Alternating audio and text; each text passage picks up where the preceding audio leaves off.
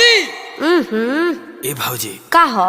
जौन तोहर शादी में गईल रही, हाँ? अब मड़वा पर जो गाड़ी देत रहे के? वो तोर बहिन ना तो?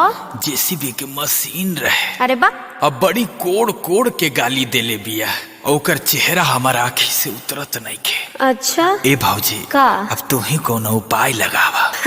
अरे मोट रहे ना तनी सा छोट रहे। अरे करियठी का? ना तू तो गोर रहे। अच्छा नटुरी ना तू तो चटुरी रहे, चाट खात रहे।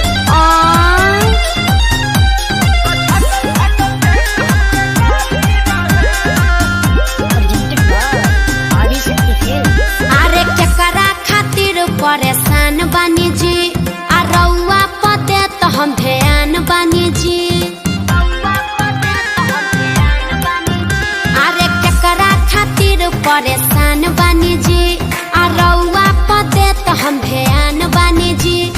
चकरा से लड़न बराबर नजरिया या रूपवा रहे कि सोनाली रहे।